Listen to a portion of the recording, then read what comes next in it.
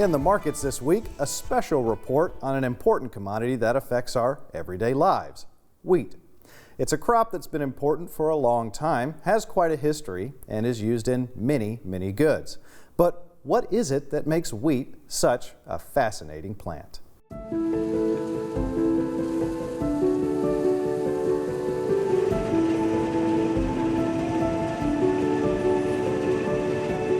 It's one of the most recognizable crops in the world, commonly seen as waves of golden color across vast open fields. Wheat. A staple food for thousands of years and used in many products.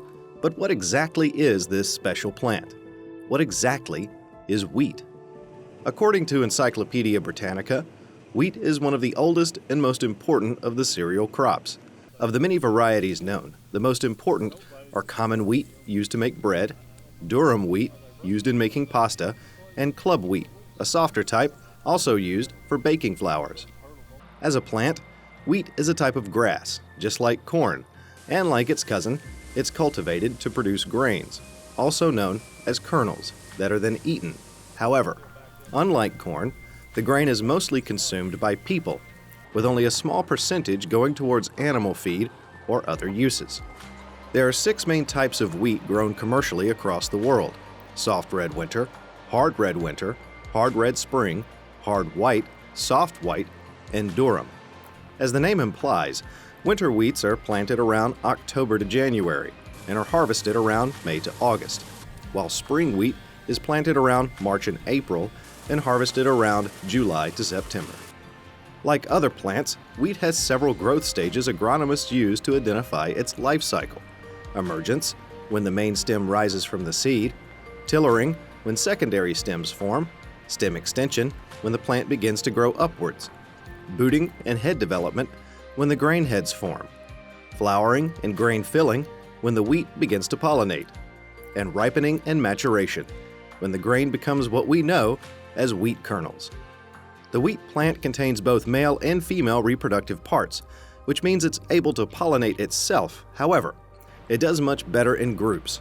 Not to mention, having more than one plant means more grain to harvest. Winter wheat does something interesting in its growing seasons. During the coldest months, it goes into a type of dormancy. That is, it grows much more slowly to compensate for the harsh climate. But once spring approaches, it bounces back. Even more interesting is that winter wheat varieties require freezing temperatures to activate their reproductive cycle. In other words, without the freeze, they can't make grain. In the U.S., hard red and soft red winter wheat produce more bushels per year than their spring counterparts.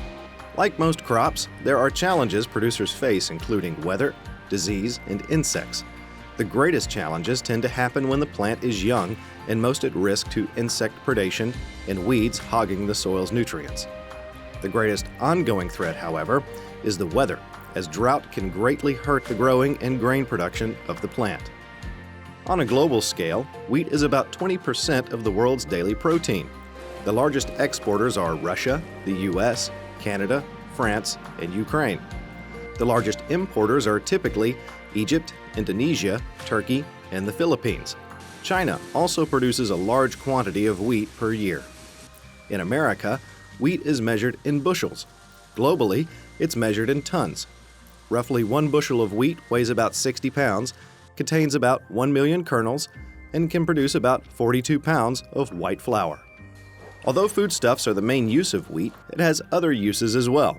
The straw and the chaff, which is the discarded husk surrounding the kernel, can be used to make bioplastics, paper, particle board, and industrial absorbents. The kernels can be used to create ethanol, a biofuel. The middling, a byproduct of flour milling, is used as animal feed. So, what are the greatest driving factors concerning wheat prices? Well, there's emerging markets due to population increases that makes the demand for wheat higher. There's the weather, which can determine the international supply. Subsidies, specifically for ethanol, which is made mostly from corn, affect the amount of wheat acres grown and therefore the supply. The value of the dollar and governmental actions such as import duties and taxes, which affect the buying price. Overall, wheat is a fascinating plant with a long history of feeding the human race. We've cultivated it for thousands of years.